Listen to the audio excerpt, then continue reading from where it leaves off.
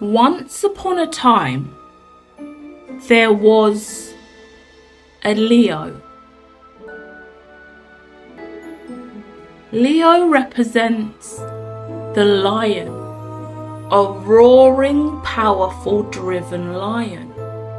In many stories that exist, the lion is courageous, strong, and true.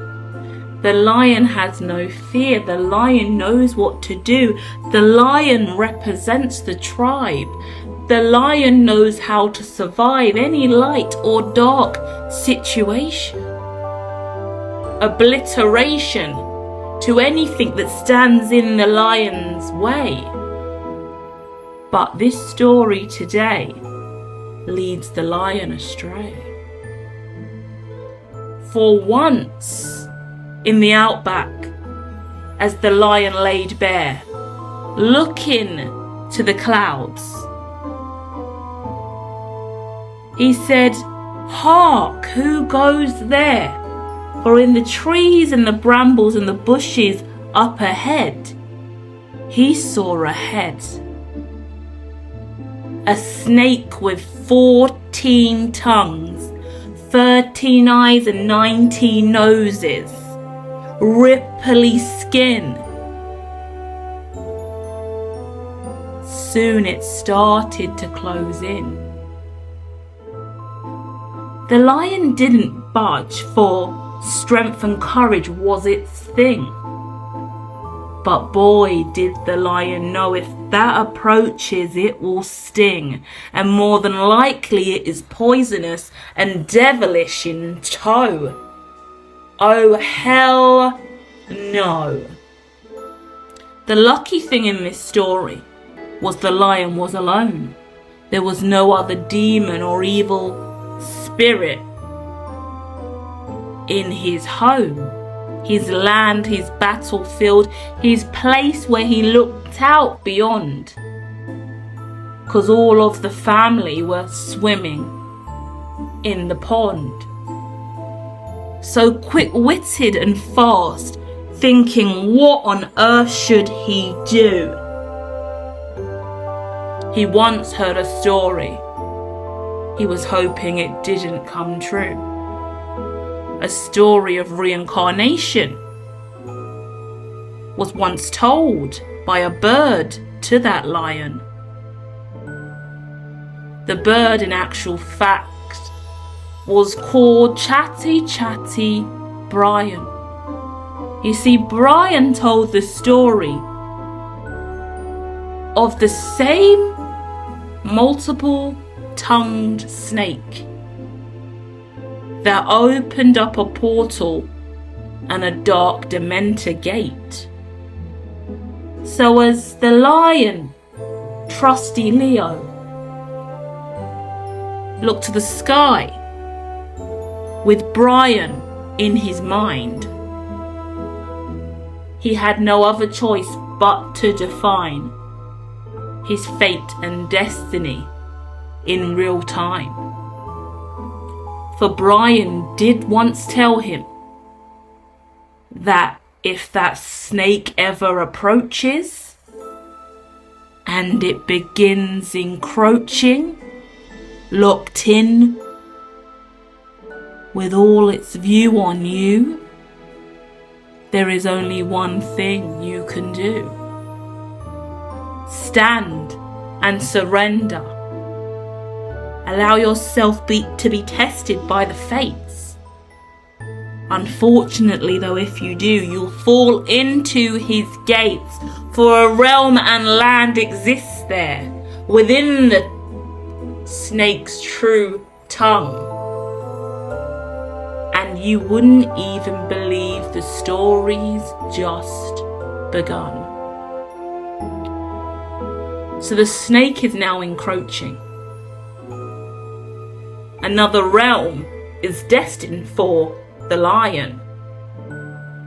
If Brian is indeed telling the truth, he's often seen as the liar in the booth when he starts speaking. But now the snake is seeking him out. So he stands still and ready, The snake slithers with so much joy. And as he opens up and looks around, preparing to attack,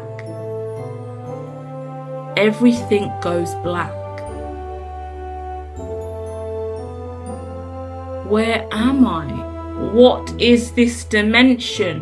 What have I stumbled upon? Where am I now?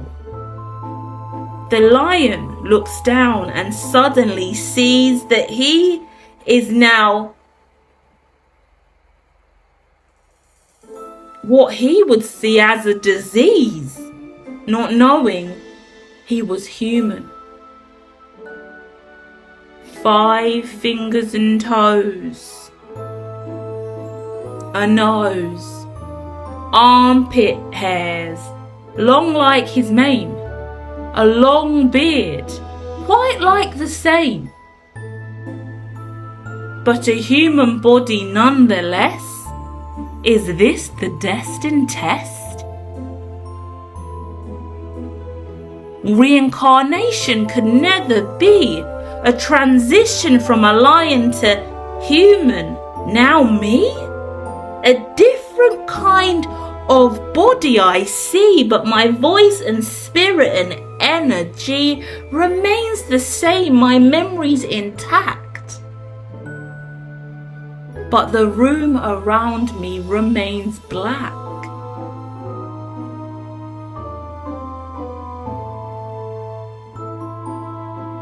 Brian's story, there must be more. So the once lion, now man,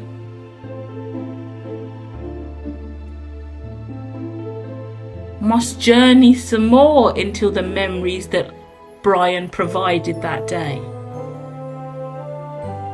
Sit down in the circle and close your eyes.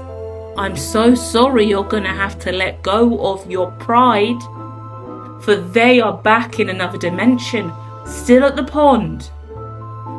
And now you have journeyed on. Sit down, surrender, and now look around. The floor is shifting. I hear a new sound. There's people walking and talking and bustling along. I'm certainly wrong. The world is full of buildings and bricks, houses and cars. Suddenly I'm in bars.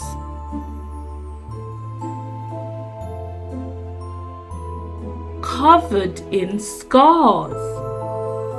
I'm on my knees and I'm crying. Oh Lord, help me out. Suddenly I look around and I now start to sprout. There are leaves and twigs and I'm growing again. I'm no longer human, but I look like a friend. That old tree that I knew back in the land where I came from. I am oak now, with vines, quite like Groot. I'm divine. I'm a tree, that's what they call me. A tree, standing firm. But oh my goodness, who is that? And why have they said it is now my turn? Approaching in the distance, an axeman with an axe. He's talking woodcutter facts. He said I'm paper for facts. He approaches and hacks me again. He keeps hacking and hacking that I can't pretend that I'm dying and falling and surrendering again. Reincarnation is more than pretend, for I was once a lion, a human beaten black and blue, trapped in a jail cell, but then I regrew. I was a tree and it was nice for a minute, something familiar. until this unfamiliar hacked me down, took away my brown. Now I am white, and I'm running through a printer. I'm covered in ink. I can't give a splinter, but I can give a paper cut. But I've had no time. I'm already scrunched up and thrown in a shrine, the trash can, the bin. I'm nothing again. Thrown out with the trash. I can't even pretend to be alive in the now,